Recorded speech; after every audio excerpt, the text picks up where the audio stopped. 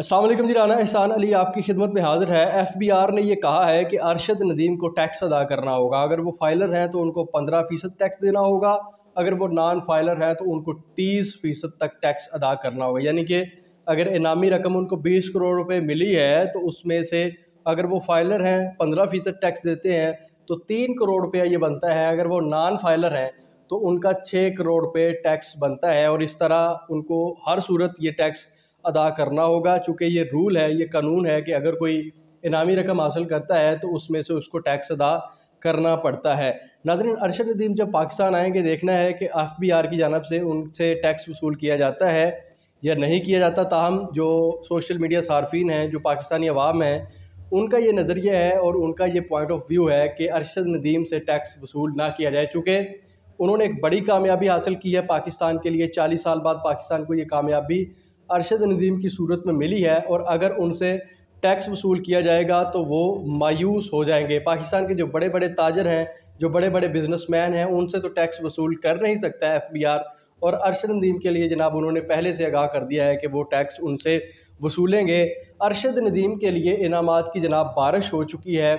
कोई 10 करोड़ दे रहा है, कोई 20 करोड़ दे रहा है, कोई 3 करोड़ दे रहा है, कोई आईफोन का ऐलान कर रहा है, कोई प्लॉट का ऐलान कर रहा है, कोई घर, गाड़ी और बंगले का ऐलान कर रहा है। यानी कि ख़जानों के मुंह खोल दिए गए हैं अरशद नदीम के लिए। वही अरशद नदीम जिसके पास 80,000 रुपया नहीं था वो जेवलिन ख़रीदने के लिए, वो नेज़ा ख़रीदने के लिए, वो अपने बलबूते पे बग़ैर हुकूमती सरपरस्ती के पेरिस गया। वहाँ पे ओलंपिक जेवलिन थ्रो में उसने हिस्सा लिया और फ़ाइनल का मुकाबला जीत कर उसने पाकिस्तान का सर फ़ख्र से बुलंद किया, पाकिस्तानियों का सर उसने फ़ख्र से बुलंद किया और जीत को अपने नाम किया। नाज़रीन, उसी अरशद नदीम से जनाब अब टैक्स वसूल किया जाएगा जिसने पाकिस्तान का सर जो है वो फ़ख्र से बुलंद कर दिया। 40 साल बाद नाज़रीन पाकिस्तान को ये कामयाबी नसीब हुई है। 1984 में पाकिस्तान को एक कामयाबी नसीब हुई थी जब हॉकी ओलंपिक गेम में पाकिस्तान ने एक मेडल हासिल किया था।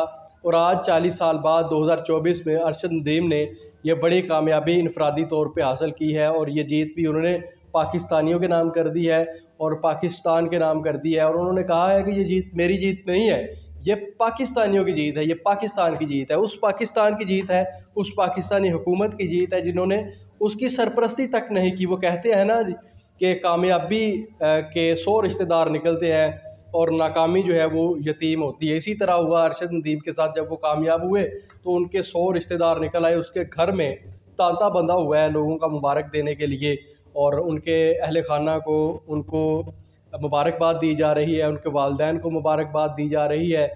उनके घर में ईद का समा है, खुशियों का समा है, होना भी चाहिए। पाकिस्तान का नाम उसने बुलंद किया है, सर फ़ख्र से बुलंद किया है। और ओलंपिक जेवलिन थ्रो का 118 साल उस बंदे ने रिकॉर्ड तोड़ा है जी। 92.97 मीटर का नेज़ा फेंक के उसने 118 साल का उस बंदे ने रिकॉर्ड तोड़ा है। और ये एक बड़ी बात होती है, इतना दूर तक नेज़ा फेंकना। और यकीनन ये पाकिस्तानियों की दुआओं का समर है, उसके वालिदैन की दुआओं का समर है कि अरशद नदीम ने इतना लंबा नेज़ा फेंक के पाकिस्तानियों का सर फ़ख्र से बुलंद कर दिया है। हम दुआगो हैं कि इस तरह की कामयाबियाँ अरशद नदीम हासिल करते रहें और पाकिस्तान का और अपने अहल खाना का नाम रोशन करते रहें। इसी के साथ मुझे इस वीडियो से इजाज़त दीजिए। अल्लाह हाफिज़।